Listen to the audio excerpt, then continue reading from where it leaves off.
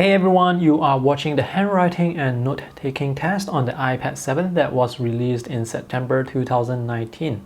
So for this video, I will be using a variety of styluses. Now the best stylus, the best pen for the iPad 7 is actually the Apple Pencil, which can be quite pricey. So I'm also going to show you some alternative styluses that you can consider and let you see what kind of performance you can expect. Alright, let's get started. This is Wacom Bamboo paper. This is one of my favorite apps for taking notes. It looks like it's able to capture my handwriting very accurately. There is palm rejection and there is pressure sensitivity.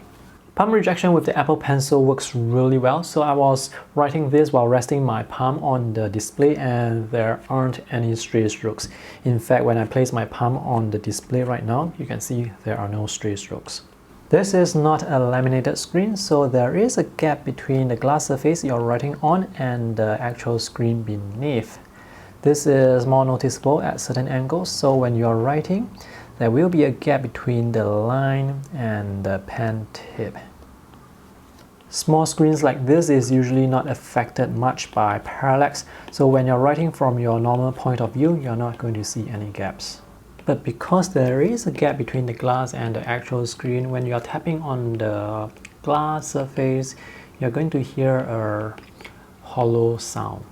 That of course is not going to affect writing performance in any way. For the next app, I'm going to use Notes Plus. Now this app, it doesn't support pressure sensitivity. So all these thin and thick lines you see, they are actually styles applied by the software. Vertical lines will be thin and horizontal lines will be thicker. This stylus that I have here, this is a Onenote Jot, which comes with a transparent disc tip. So when you're writing, you can see what's beneath the pen tip. Now, this is a so-called dumb stylus. This is not a digital stylus, so it doesn't have pressure sensitivity and palm rejection.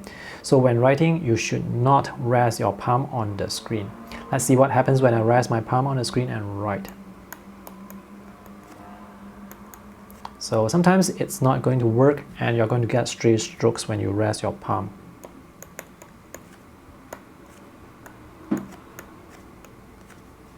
So it's a very irritating experience, very frustrating experience, and you're going to get a lot of stray strokes.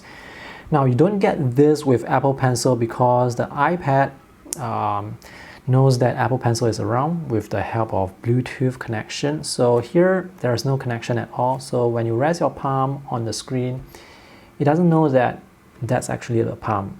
But when you're using Apple Pencil, the iPad will be able to know which one is the Apple Pencil and which one is the palm that is actually touching the screen.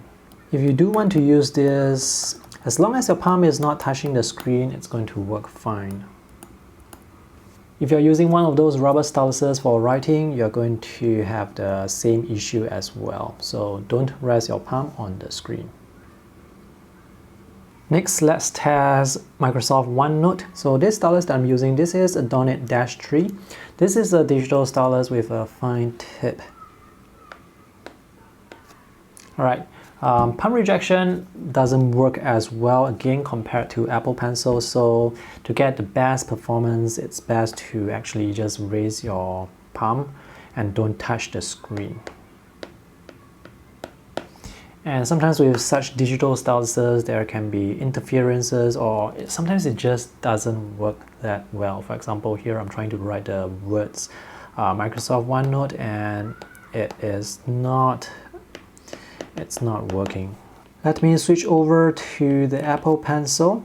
If you want to use third-party styluses, I do highly recommend you do some research first. Go online, find some reviews to see if that stylus is actually compatible with the iPad you are using. That's because some third-party styluses may only work with certain versions of OS. The last app I want to show you is Nable, which is an app that can actually convert your handwritten text into editable text, and it's quite accurate at capturing and converting the text. The weird thing here is This app doesn't capture my handwriting as well compared to other apps, so my handwriting here, it doesn't look as nice. Alright, let's click convert and see if it's accurate at capturing and converting. So here it says Nebo can turn your handwriting into editable text, and it's quite accurate at capturing and converting. So this is exactly what I wrote. This is the default note-taking app on the iPad. It's called Notes, and it works very well with the Apple Pencil, of course.